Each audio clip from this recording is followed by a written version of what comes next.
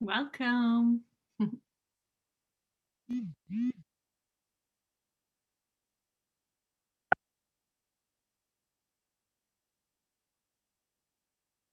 Hello? Hi, Kimi. Hello.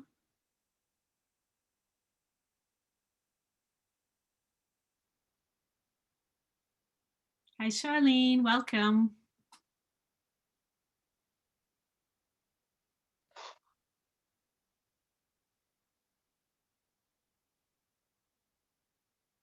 Hi, this is Nadia. Hi, Nadia. How are you? I'm good, I'm good. I'm gonna put myself on mute. Okay. I have some things here on my porch for you, Nadia. Okay, Lee.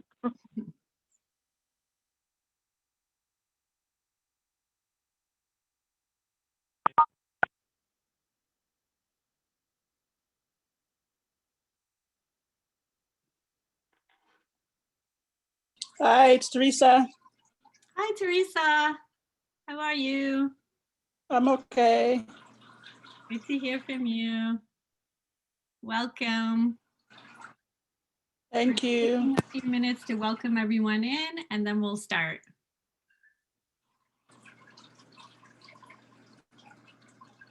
Hello, it's Alicia. Alicia, welcome.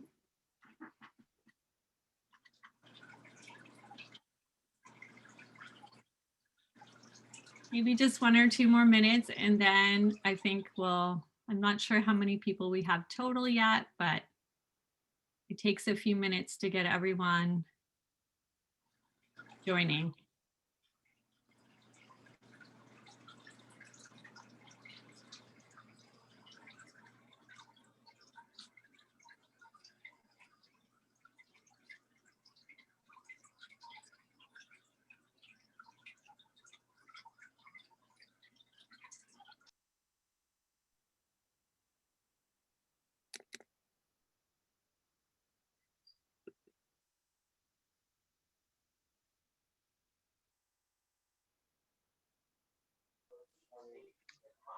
Hi guys, it's Tessa.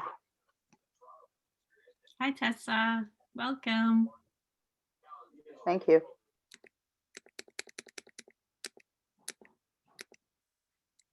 Hi, Romy.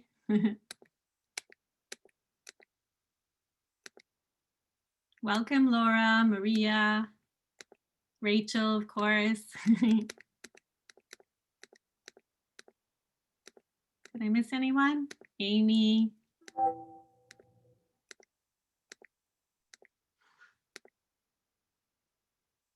Should we get started? How are you feeling about it, Mercedes? Please go for it. Yes. Okay, awesome. I just want to welcome everyone to this workshop I'm super excited about tonight, the Mental Health and Wellness Workshop. It's going to be facilitated by Leo Edwards, who is a very strong community member, who is a good friend of our lovely Beryl Ann, who is part of the leadership program as well as MAP. And we are providing Tibetan translation tonight for those who need it. So you can just click on CC and open to full screen. And then to read the full transcript, that's what you do if you need the Tibetan translation. Otherwise, you'll just get a little bit of transcript. So to read the full transcript, after you click on the CC, you just open to full screen. We're going to start with a quick Zoom overview. I just want to tell you to mute and unmute yourself if you are speaking. But if you could remember, please, to just keep yourself muted during the workshop that Leo is conducting, that would be great, because otherwise it just makes the sound funny. Take yourself on and off camera. It helps if you do this if it's unstable. That is one technique you can use. You use the participant tab to raise and lower your hand. And you can also rename yourself there, which is really helpful during a group discussion, or you can put your pronouns, which we love. And then number 4, in the chat box tab, you can post any comments or questions. We definitely encourage you to do this. We love feedback on these, especially since we're just starting them, and because they're for you, they're for the community. So we really want to hear all your feedback and any questions you have. We don't have, sometimes we run out of time and don't have time to take all of those questions. But last week we did send questions afterwards to the host. So that was like so helpful and so nice that the host did that. Yeah, I think that's all. So let's get started. I'm super excited. I hope you are too. I know that this is going to be a helpful workshop for our community. So for language interpretation in your meeting controls, you click interpretation. Then you click the language you would like to hear. So Tibetan in most cases here, but I think there's different options. And then for number 3, if you want to hear the interpreted language only, then you mute the original, mute original audio. Okay? Okay. I want to start with the land acknowledgement, please. And is that me? Yes. Or is this Barrowland? Toronto, otherwise known as Tkaronto, we would like to acknowledge that we are gathering and learning on the territories of the Wendat and Pituing First Nations, the Seneca and the Mississaugas of the Credit First Nations. This land is subject to the 2-row Wampum Belt Treaty and the Dish with One Spoon Wampum Belt Treaty. And these were peace treaties between the Anishinaabe and the Haudenosaunee, who agreed to share the resources of the land as long as the dish never runs dry. Over time, the indigenous nations, peoples, and settlers have been invited into this treaty, the settlers have been invited into this treaty.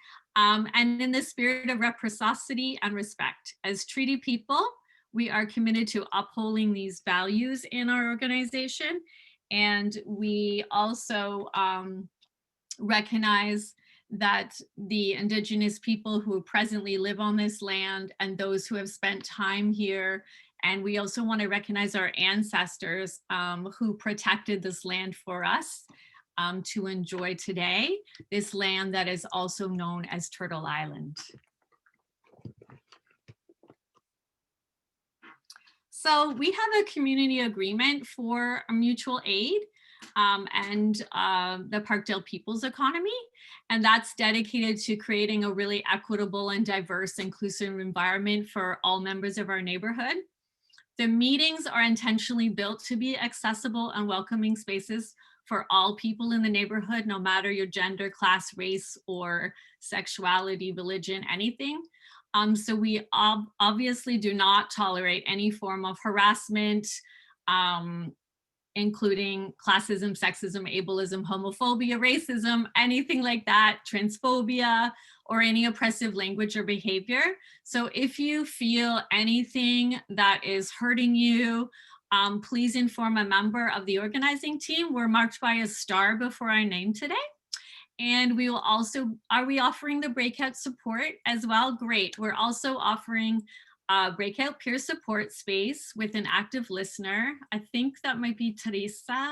Is Teresa here? Yes, I am here. Hi, Lee. Okay, great. Just introduce yourself, Teresa. Hi, everyone. My name is Teresa. I'm going to be the active listener today. That basically means anyone who would like to take a step away from the larger group, that would like to have a separate space just to process anything that they may be going through. Please do. What you can do is scroll over my name in the participants tab and then ask me to go into a breakout room, and I'll organize it on my end. And then we can go into a separate space just to have a separate space away from this one. Thank you, everyone. And if you're not looking for a separate space, but you do come up with anything that is upsetting to you, or something someone has said that's upsetting to you, you can use oops or ouch as a text in the community agreement guidelines. You just pop that into the chat, and then someone will either reach out to you, or that lets us know that there's something that's been hurtful. One diva, one mic just means please just listen to one person at a time. We like to make space, take space, which means make space for people and take space in terms of talking, in terms of, again, your people's backgrounds and people's sexuality, race, all those things. I want to be mindful of time, so I'm going to keep a little bit of an eye on the clock. Unfortunately, one of us has to, and I'm sure Mercedes will do that too. So no one knows everything, but together we know a lot. This is one of my favorites because when you come together as a group, you have all these great minds and people have so much to add. And it just makes it so much more interesting if you're an active listener. So awareness of power and privilege. I'm aware of my power and privilege being a white settler in Canada. So I think we should all be aware of those education, of our place in society, of all of those things. I think all of these are pretty obvious. Have patience and respect for everyone on the call. The session will be recorded, so if for some reason you don't want your face there, that's okay. You can take yourself off camera and it's like you're on the phone. Okay, that's, I think, all of mine. Our agenda tonight is just welcoming everyone, and then we're going to, which we've done pretty much, I'm overviewing the Parkdale Community Safety Workshops, or actually Beryl Ann, I think, is doing that. We're going to have Leo do our session on mental health and wellness. We're going to have a question and answer period afterwards. So please write down, make a note of your questions or put them in the chat so that they can be there for question period later. And then we're going to talk about next steps. If you want to follow up, or you want more information, you want to get more involved with Mutual Aid Parkdale, the Women's Leadership Group, or any of these amazing organizations that are affiliated with mental health and wellness, or any of the community safety committee ideas. Thanks, Lee. We can pass it now on to Beryl Ann. Hi, Beryl Ann.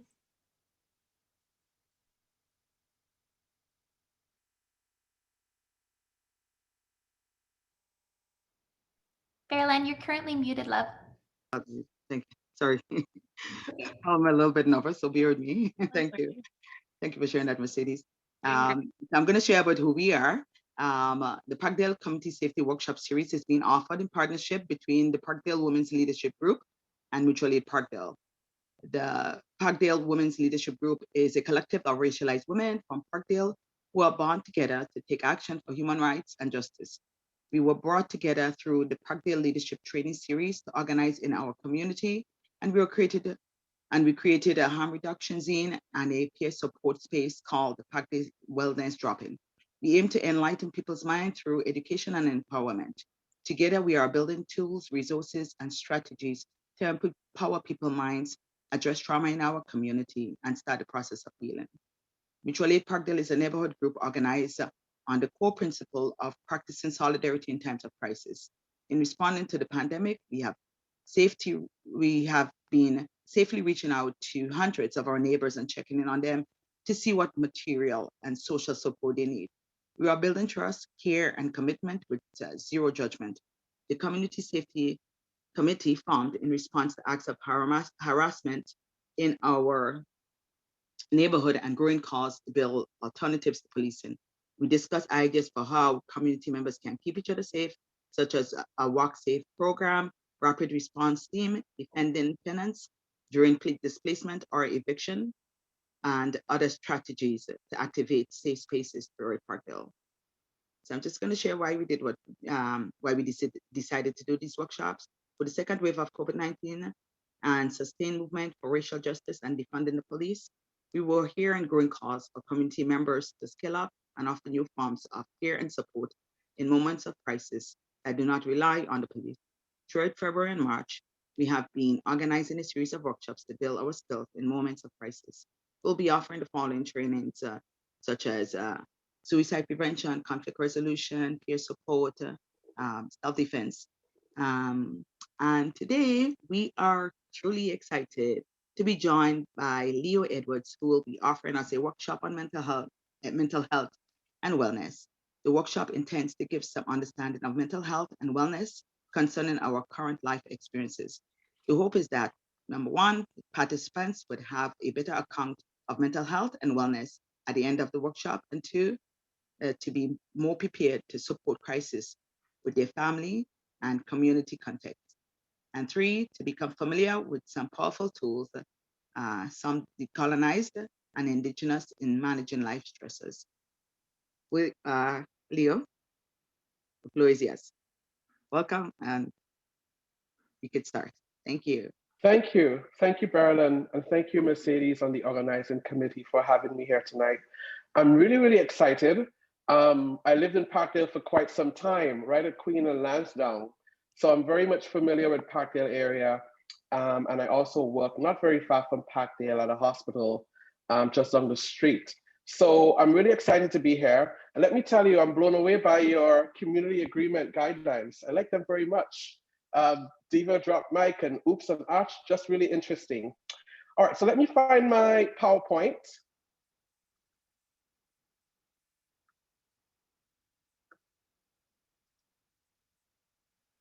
All right, so tonight I'll be talking about mental health and wellness, and I hope that we can have a conversation. So as much as I can, I'll keep the language really at a conversational level, not very clinical and a lot of jargons, because this needs to be useful and meaningful. I think though, before I get into it, I always like to acknowledge where I'm from. I am from Grenada, and I consider myself to be Grenadian of African Caribbean heritage. I also a member of the queer community. So I embody all kinds of intersectionality, which means that I have to be very intentional with taking care of my mental health as I'm standing at a crossroads with many things. So that is who I am. And tonight we'll talk about mental health and wellness. Some of my objectives: what do we mean by mental health and wellness? How are we taking care of our mental health? And I think it is especially important in the days of COVID and the realities that it brings up for us. How can we support each other's mental health? And I think this is particularly important for racialized communities that are often seen as collectivist culture, where your individual identity is really caught up in community identity. So mental health and wellness is not just an individual responsibility. I think as much it is a community responsibility for Black and Brown and Indigenous and other people of color.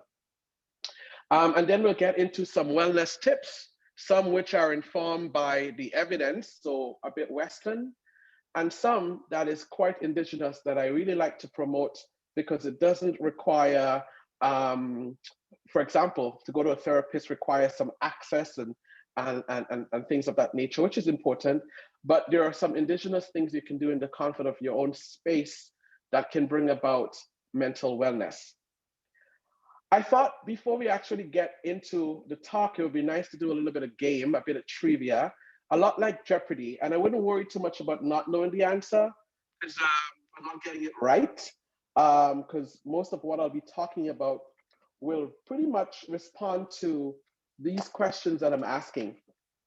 So I'll just ask about 3 or 4 questions. So if you're willing, you can unmute yourself and choose a fast facts, wildcard, or playing it safe for 100 points, 200 points, 300 points, or 400 points. And I'll ask you a question, give you a chance to respond, and then we'll move on to someone else. We'll do about 3 or 4 of those.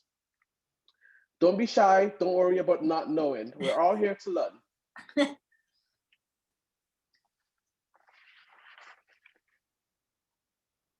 I'll go. My name's Craig. Good to meet you, Leo.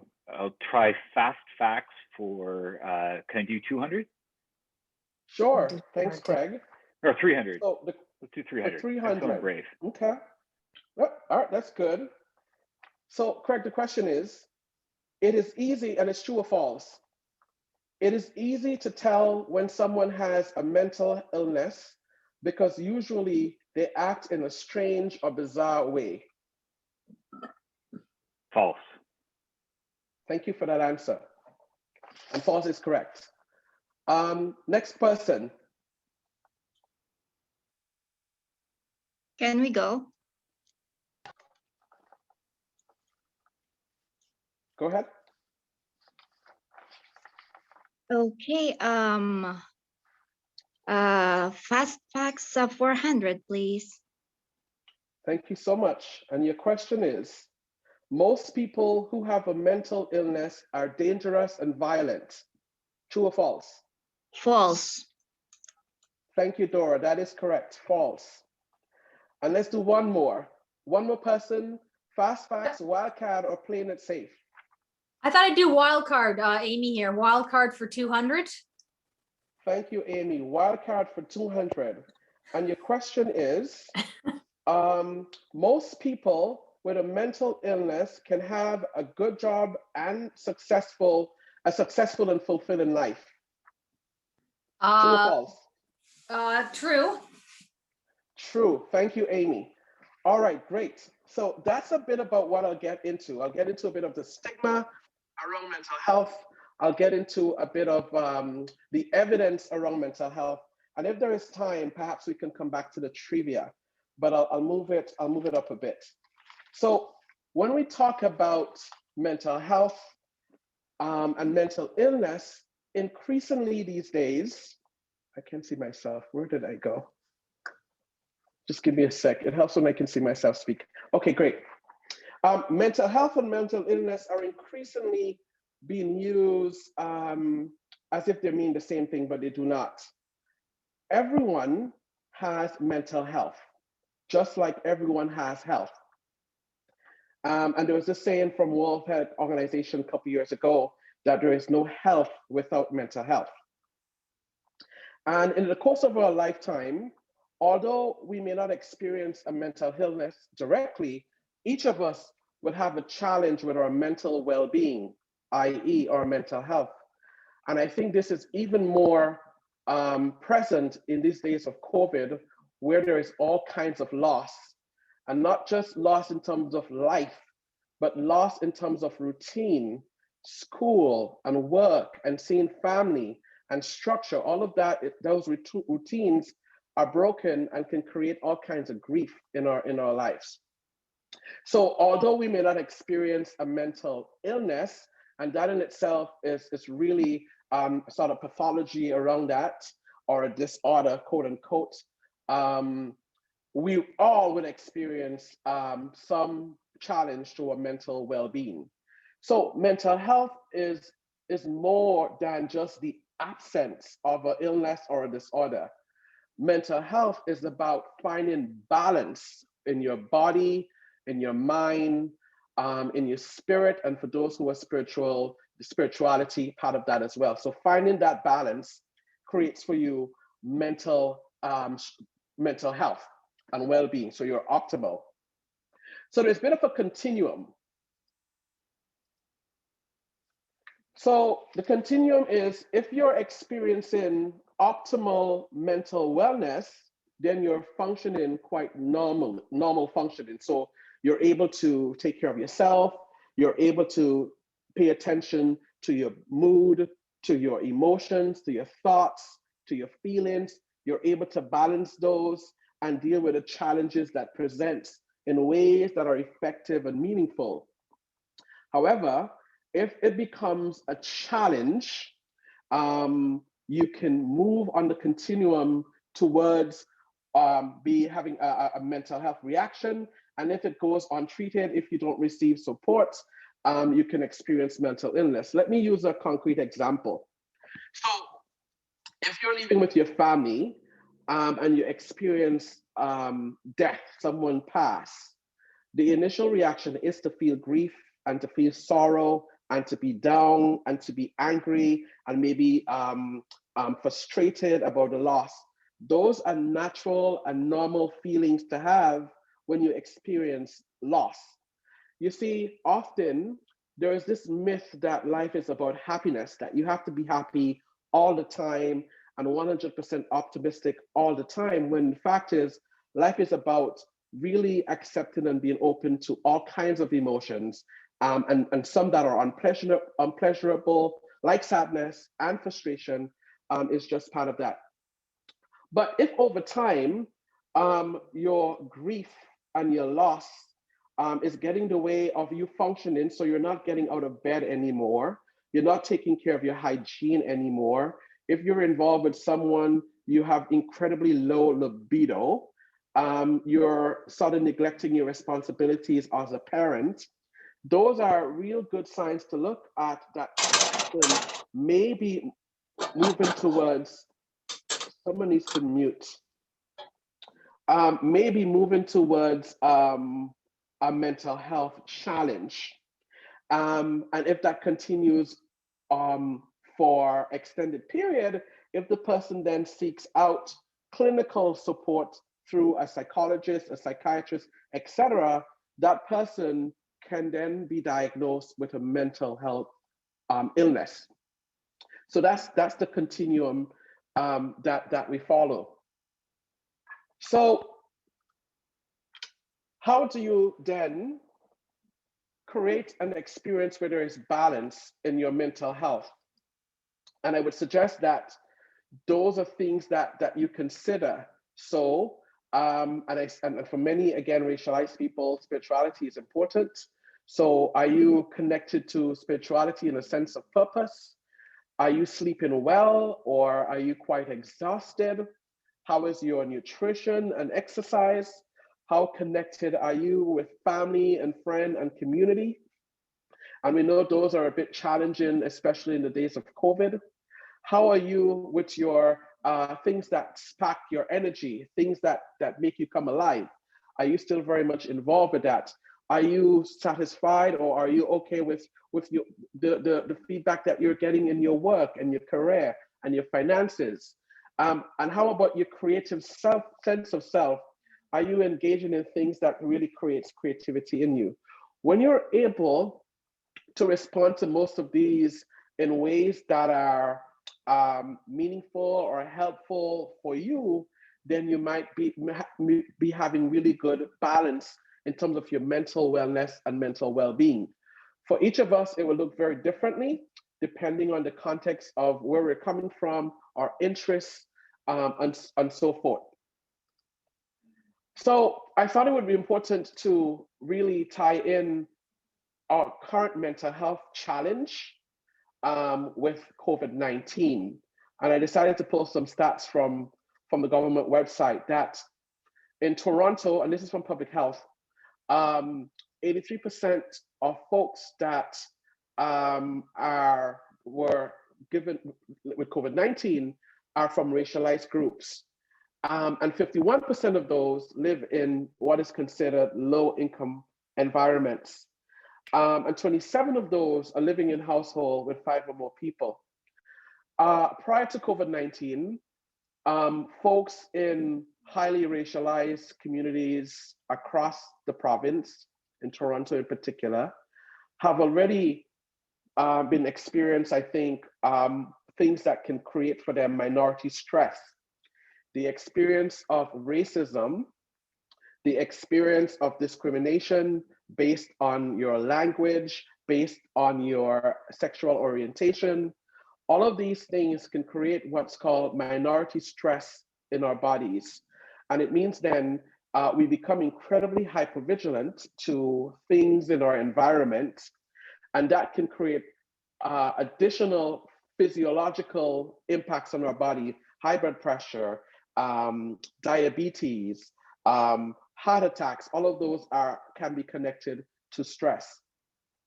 And I'm mentioning this because COVID-19 has created all kinds of emotions for people amid the protests and quarantine. And I think with the second lockdown and just the stress of not being able to see friends and families, not being able to connect the way you want to, is creating significant mental health challenge for almost all of us. Each of us somehow are impacted by COVID-19. And so it triggers an idea of what is cooking for us? What is cooking in our experience? And for some folks, it is anxiety. For some folks, it's depression. For some folks, it's both anxiety and depression. Some people are experiencing significant loneliness. So it's a whole set of things. But I think all of us really have pretty much similar ingredients, really uncomfortable physical sensations in our body, all kinds of worries and thoughts in our mind. And really the idea that because COVID-19 is so novel, so new, we have to sort of figure out how to move forward. So each of us, and I know for me personally, when COVID, the first part of COVID, I thought, okay, this is going to pass through really quick. And as it continued on for a long time, even as a trained therapist, I felt the isolation, I felt the anxiety, where I'm really hesitant to go to food basic, which is just on the street, really concerned that I can get COVID. It was getting to the point where I'm walking by Dog Willis and I'm staying so far from folks because everybody to me can give me COVID. And it's unreasonable, but it's the way sometimes that how our body reacts to stress. So I'm saying this to say, each of us in our own environments is cooking up something with our mental health and wellness. And it would be really important that we take a pause to pay attention to what is showing up in our emotions, what is showing up in our thoughts, what is showing up in our behavior, and to take that pause and then to plan a reaction that might be appropriate in dealing with that. So this slide pretty much talks about some ways that you can cope with COVID in particular, but of course can be extended to any mental health concerns around anxiety that you might be experiencing. And one that I think is really important, and I'll get into some of this as well later on in the talk, but I just wanted to pull out a few here that I think it's really, really important. I mentioned that each of us will experience challenges to our mental well-being. And so if each of us will experience that, and again, it's much more significant if you have an intersectional experience. So if you're a woman, who is racialized, and perhaps part of the LGBT community, a woman racialized, part of the LGBT community, and probably precariously housed, or income is really tight, your mental health, the punch to your mental health will be much more significant than a privileged middle-class woman who doesn't have all these other things to consider. One thing that can be really powerful in helping you at least manage and cope with the stress of mental health is the worry time. And what that means really, and it works really well, and I use it a lot in my own life, my worry time is a Friday evening at 6 to 7. So if you get through the week on a Monday, if something comes up that you're worried about, you can bubbly say to yourself, I'm going to shift this to my worry time. It frees up your mental real estate and will give you an opportunity to focus in on perhaps other things while you shift whatever is causing you stress and worry to a worry time. So this can be really powerful, creating a worry time. Another one is deep breathing, as simple as it is. When you take deep breaths, it really allows your body to self-regulate and to allow some clarity with your emotions and thoughts to move things ahead. And for sure, one that has been proven to be incredibly helpful is really this action of writing things down. Often, when we're experiencing mental health stress, we can become what's called fused with a thought or an idea that I can't do this. You might use one like, I'm so depressed. And so you become the depression. When you write it down, what it does is it diffuses, it gives a bit of space between the thoughts that you're having, the feelings that you're having, and your reality. A good way to look at this is to really view your thoughts and your feelings as what it is, just thoughts and feelings. It is not entirely who you are. I look at my thoughts and feelings in particular in this COVID-19 era, and all the other discrimination that is happening and violence that is happening around us. I look at my thoughts and the rage that shows up for me as a pop-up window. You know, if you're trying to browse a movie, if you don't have Netflix and you want to browse like an illegal site or whatever, you get a bunch of pop-ups that keep coming up. I view my thoughts as pop-ups. That is a thought that is popping up. And so if you can view it as an internet pop-up window, I feel like that can help tremendously in helping bring clarity to your mind to move things forward a bit. But not all of us are able to manage and deal with the stress of life in a way that quote unquote folks might feel is meaningful and significant. Especially as men, racialized men, if you are experiencing a breakdown or you're displaying emotions that might appear to be softer emotions, there might be a bit of stigma and shame. As well, if you're from a family where the understanding of mental health might be really different, perhaps mental health is viewed as a possession by a shaitan or by a demon, or mental health isn't understood or considered to be a thing, you can experience all kinds of shame and all kinds of stigma. And so stigma involves the negative attitudes or discrimination against someone based on a distinguishing characteristic, such as a mental illness, a health condition, or disability. And in the context of what we're talking about stigma in relation to mental health challenges. Remember, I talked about the balance, and that if you're on the continuum, we all have mental health, and you can move along the end. So if you're having a challenge with mental health, and the supports aren't in place, you can experience some probably even more difficulty in managing and navigating your mental health.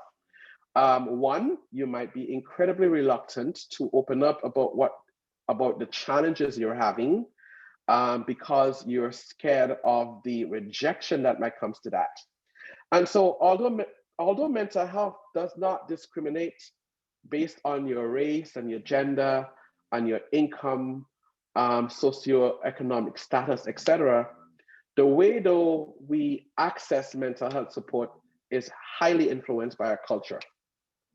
And so I think the stigma piece is really tied into that. Another thing is the lack of understanding of friends, family, coworkers, and others. If someone feel like they're going to be judged for saying, hey, I'm having a real shitty day, I'm having a real shitty week, I don't feel like myself, I feel like I'm losing it. If someone doesn't feel that they can be that brave to share that vulnerability, that person perhaps is going to suffer in silence and not sort of seek that support out. And that can also tie to that person really internalizing what's called self-limiting narrative, that to experience a mental health challenge means somehow I'm defected, means somehow I'm not worthy enough of being a good parent, of being a good partner, of being a good friend, of being a good community neighbor. And I would argue that none of that is true, that it's quite possible to experience a mental health challenge while still being incredibly productive and meaningful and a loving person. And so I think it's really important that each of us to really take a minute to think about how we're showing up for those that are within our circle and perhaps those outside, when they're presenting with mental health, or how we think about folks who, from our perspective, aren't coping well enough or coping the way they should with a mental health challenge. So I really challenge us to really take a pause and to really pay attention to how much you're leaning into those around you who are experiencing all kinds of mental health. And I say this because just a couple of days ago, I'm on a Zoom call with a number of friends, and most of my friends they know me very well. I'm all about mental health and all of that. And there was a particular friend who presented as if she had it together. But I can tell that it wasn't together just by the deflecting. And so in an off conversation, I connected with her and I said, how can I show up for you? Like, what is going on? What's the challenge here? And then she broke down and talked about, she pretty much sees herself as the strongest in her family, that everybody around her is breaking down, and that she has to keep this image of being strong, although internally she's broken and she doesn't know how longer she can continue. She feels empty, she's drained. And I said to her, you need to be vulnerable. I think your family would recognize and appreciate your vulnerability in sharing that you're broken and empty. You cannot pour from an empty cup. You would need to fill yourself up so you can fill into others. And I'm suggesting that to all of us that we do the same, that we check in with our own mental health. We do a mental health check every day or so. Pay attention to your thoughts, your feeling, what are you feeling? And maybe as well, ask a friend or a neighbor, how are you doing today? And ask it in a way that's authentic and meaningful. And those are ways we can challenge the stigma that prevents folks from getting support around mental health.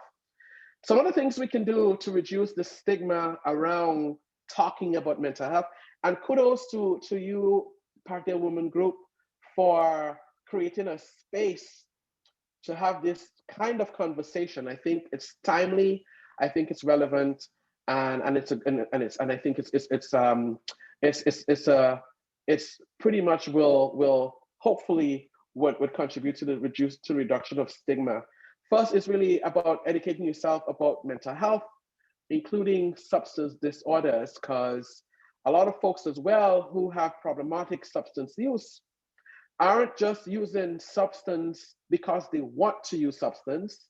The substance use is perhaps even tied to trauma and other issues. And so we must be a bit less judgmental and more compassionate in understanding why a good neighbor might have a substance disorder use or might be experiencing significant mental health challenge.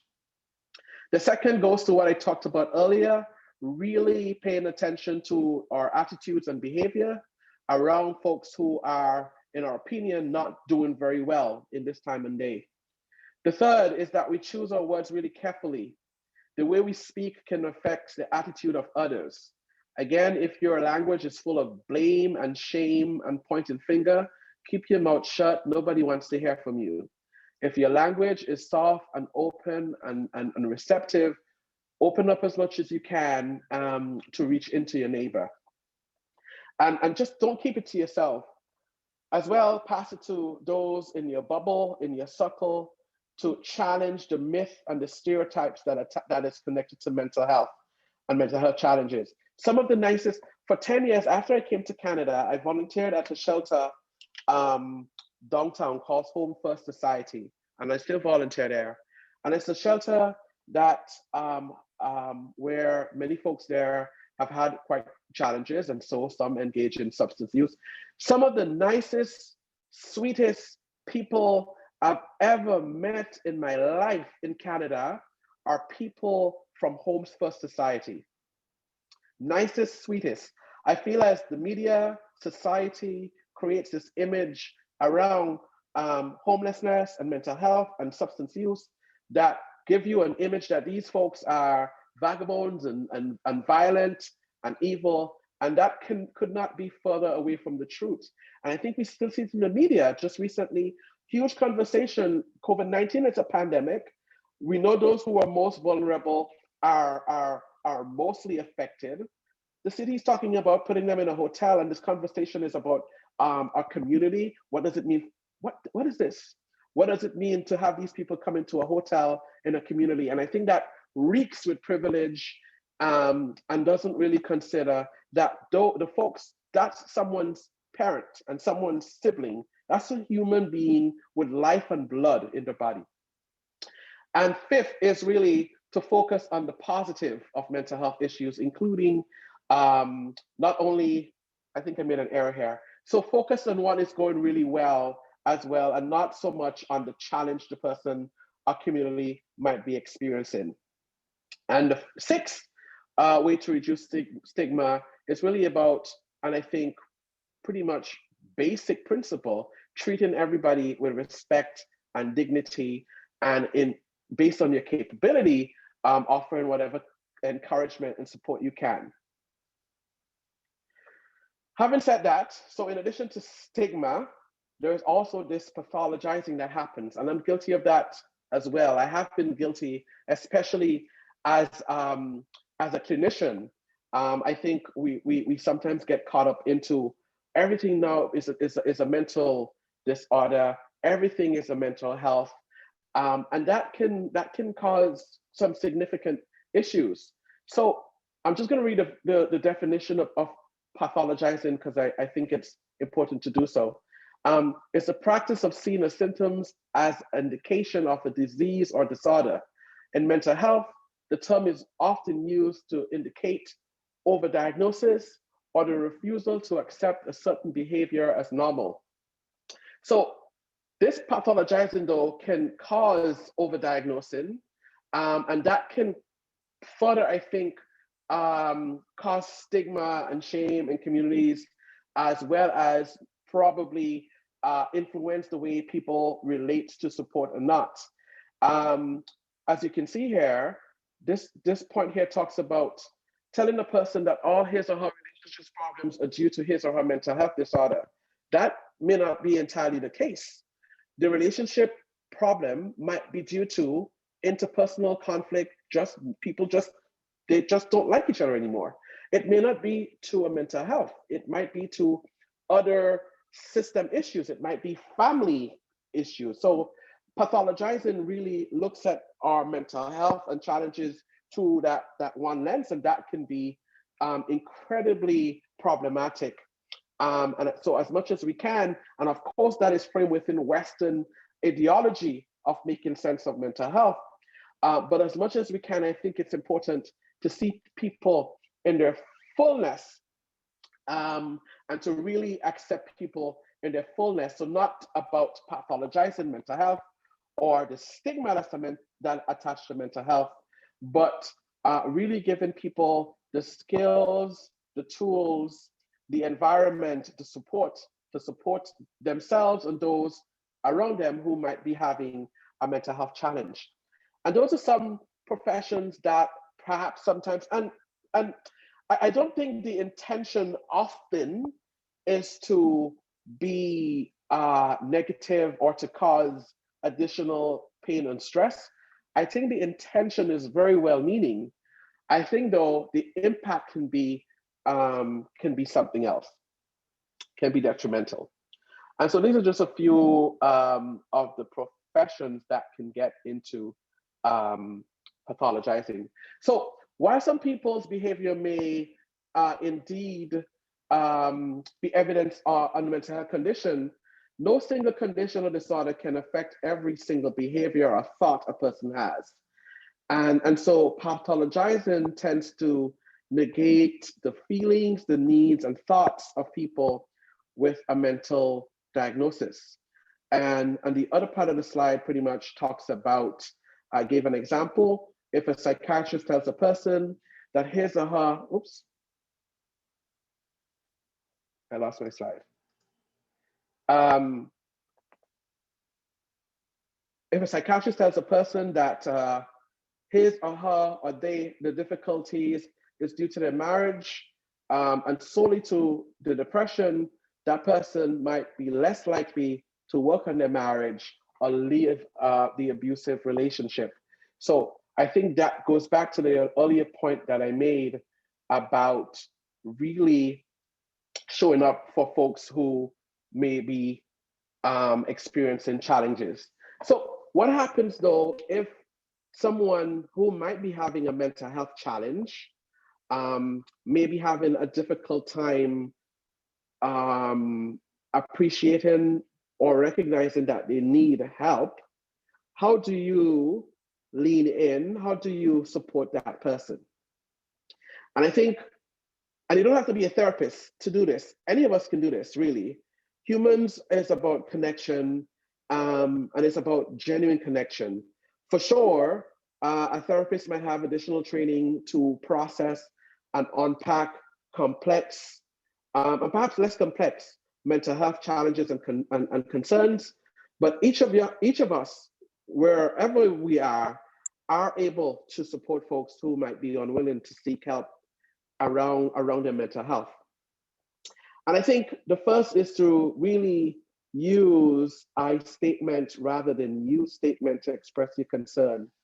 So, Johnny, I'm concerned that lately I have been noticing you haven't been doing the things you enjoy. You haven't been showering as much. I wonder if it's okay if you are willing to see a therapist. So as much as I statements that you can use, I think would be really important. And another part of that as well is to learn as much, and this may not be an actual mental illness, because remember, mental illness is when it's diagnosed.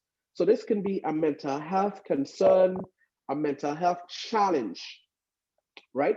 You can learn about, if you think the person is showing up with what might appear to be anxiety, so they're not going out at all, in the house 24/7, they're not even willing to go on the balcony because they're scared they're going to get COVID. That's really unrealistic. You just step on your balcony, you're fine. So if you suspect that the person might be experiencing what might be anxiety, what might be depression, it would make sense to read up a bit about it, and not just from any site, but sites that are credible. So preferably not a .com, but a .org, or some tied to some reputable organization. I think it's really, really important. The third is to talk to the person about your concerns and encourage them to seek support. Again, I am concerned, so really from your perspective, as well as get support for yourself and for your family. So if you're leaning into the person around getting the support and they're hesitant, that might be draining and frustrating for you as well. And so you would need to get support as well. As a trained clinician myself, I have a therapist that I go to very regularly, every 3 weeks, because so much people are pouring into me. At the end of the day, I'm still human. I still breathe, I still sleep. I have vulnerabilities as you do. And so I go as well to my therapist to do my unloading. And I'm sure she has one as well. My grandma, may her soul rest in peace, used to say to me all the time in Grenada, no man is an island, no man stands alone. You may have a different way to say it based on where you're coming from and your culture. And the same is true here. You get support for yourself, you get support for the person you're supporting. And if there's a family unit, you do that as well. As much as you can, you take care of yourself. And I preach this all the time. And when I say take care of yourself, it includes not just your mental health, but your physical health, getting your walks in. And I'll get to some really cool mental health wellness in a bit. So I'm not going to give it away yet. I'm getting there. But there's some really, really cool ways that you can take care of yourself. And as a last resort, and I'm going to repeat, as a last resort, if it is a crisis situation, if the person is clearly at risk, the family is clearly at risk, the community is really at risk, as a last resort, you can sort of pay attention to the mental act the Mental Health Act. But this can sometimes create some problems within relationships, with trust and stuff like that. So it should be thought about really well before you rely on the Mental Health Act to get someone into a hospital for treatment.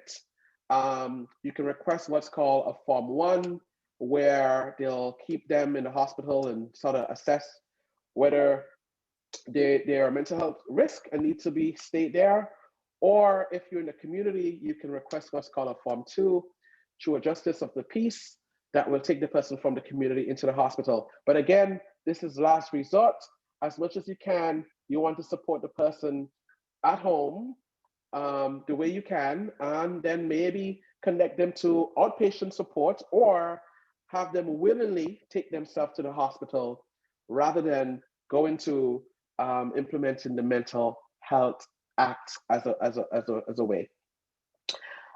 Should I continue, or do I need a break, or do I continue?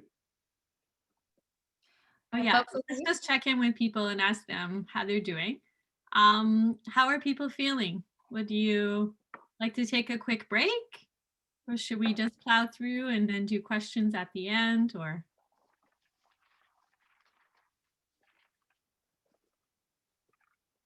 You We put can it in just the chat plow if- through.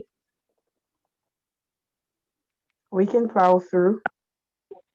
Yeah, we got a couple people saying, oh yeah, another person saying, let's go, let's go.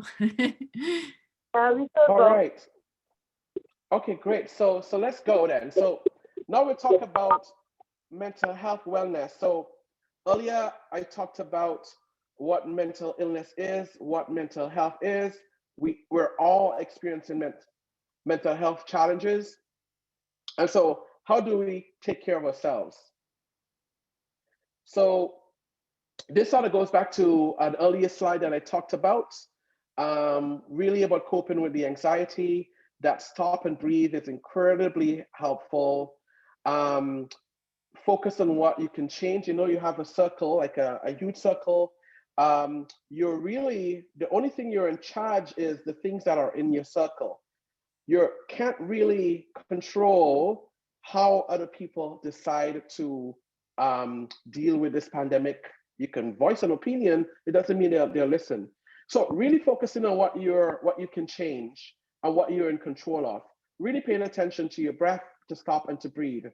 And really spending time to really pinpoint what's bothering you. So this is the control that I talked about. So the things that you can control is, for example, your boundaries, so what's in your bubble. You can control your actions, how you intend to show up or not. You can control how much or how less you ask for support or for help, as well as you can control, to some extent, your thoughts by recognizing thoughts, they come and they go. The things that are not in your control is really how often Doug Ford and the city of Toronto decide to keep this lockdown. That's not in your control, it's totally out of your control. You cannot control how other people feel about the pandemic. We have a bunch of anti-maskers, we have a bunch of people who are against the vaccine. Those are not in your control, it's out of your control. So if it's causing you stress and distress, it would be really important to think about what's in your control as well as what is not in your control. All right, the next is, and this isn't meant to fat shame at all, but I think it's important to show this. We spend too much time, I think, on caught up. So similar to, we need to have what's called an information diet. Similar to our physical health, you watch the portion of food that you eat, you make sure you have a balance of greens and carbs and protein. The same is for our mental health. If you're spending a considerable amount of time soaking up the news 24/7, exposed to social media around COVID situation, all kinds of violence, including police brutality. And I'm not saying you can't do those. I'm saying you need an information diet. You need to limit yourself as to how much you expose yourself to those information. For me, I have no notification on my cell phone. There's no news notification. I'm going to watch the news at 6 o'clock once a day, and that is enough for me. I don't need to see the COVID death number every day on CP24. So the more you expose yourself to information that is distressing and that is heavy, the more impact it is on your mental health. Balance is everything. So it's really critical that you have an information diet. You expose yourself to as much information you need from credible sources. So not even Wikipedia, from credible sources that you can rely on before, so you can make an informed decision. So there's also some really cool indigenous things you can do to take care of your mental health. And those are all things that I do that are taking care of my mental health. And so because I do them and they work so very well, I think it makes sense to share them with you. And you can adapt it to your own taste or whatever. Over time, you will see that it's really, really helpful. So I posted this. I have a social media account where every day I post like mental health tips about what people can do to take care of their mental health on Instagram. And I posted this the other day. Soca music is good for my mental health. And I was really surprised with how many people responded about how that music is good for them too. So if I'm feeling really low and down, often what I'll do is I'll put on soca music, particularly from 3 countries, Grenada, Barbados, or Trinidad, because that's my preference. And I would dance to the music and the rhythm, and it really changes my mood. So whatever music you're into, it doesn't have to be soca. Soca is my taste. It can be whatever music you're into. Put your music on and move your body. There's something called music therapy, because everything now is attached to therapy. The movement and the vibration in your body really helps to create this internal sense of peace. It is a distraction for a moment around what is causing you the distress, the worry, and the pain. And even if you don't want to play music, you can grab and I do this as well. I grab a glass and a fork or a spoon, and I just make music and I sing whatever stress, whatever is causing me to worry. I just sing it to music that I make. It is incredibly powerful. Try it the next time you feel really worried and stressed out about a situation. It might be a partner or whatever. Grab a pot and a spoon and beat it and sing to whatever is causing you the stress. Sing it out and see what happens for you. Or if you're into, I don't know, jazz or pop or house or whatever, play music, really engage with music. Why do you think Caravana is so important? Why do you think Caravana, for so many folks, and other music festivals bring about so much enlightenment and joy and happiness? It's because psychologically it triggers a real, it makes you feel good. It makes you feel at peace. It makes you feel grounded. And so that is something you can try. So I talk about, you can pretty much make music with the pots and pans or whatever to help as well. This one here, I like to do a lot, and it's about bathing. So water, water is a cleansing agent. We use water to wash our dishes. We use water to do a laundry, etc. The next time you take a shower intentionally. So as you step in the shower, think about all the issues that are causing you distress. Think about all the issues that are causing you pain. Think about all the issues that are causing you to be worried and frustrated. And as you shower, imagine as the water runs off your body and it goes down through the drain, imagine as well that those are draining out. And as superficial as it sounds, and as simple as it might appear, over time, you do that over time, it's called cognitive diffusion. You would find that you're becoming less fused and less stressed to the things that are bothering you. And you can step it up a notch if you want. You can light a candle, you can play some nice soothing music, you can put bath salt, and you can lay in it and think about as well everything that's causing you pain and stress and suffering. And that should help with whatever might be causing some mental health stress. Let me be really clear. This is not about treating mental illness. If you have a mental illness, perhaps there's you may need some therapy. It might be talk therapy through a counselor. It might be medication. This is about balancing your mental health and well-being when you're experiencing some mental health concern and challenges and stress. You feel tension and you're heavy in your body, in your emotions. This is what this is about. Another one that you can do is, and especially folks who are from, I guess, the African diaspora and maybe other communities as well, a broom is seen as significant. When you jump a broom over in African tradition, it talks about newness and new beginnings and all of that. But the next time you're cleaning your house as well, when you're sweeping, or if you vacuum, if you're using a vacuum, think as well about the things that are causing stress. And as you vacuum, imagine you vacuuming them up. As you sweep and clean your apartment, your house, etc., imagine as well you're cleaning these out. And that practice of cognitive diffusion, giving you in the moment a bit of distance, might bring some mental wellness to what might be distressing. So I talked about this, things to keep, things to throw away, and really decluttering your emotional space. And then you can also practice what's called value-adding living. So what is going really well? So I am experiencing stress here. I am worried that I'm not able to pay my rent. I am worried that my child isn't doing as well in school because it's online learning.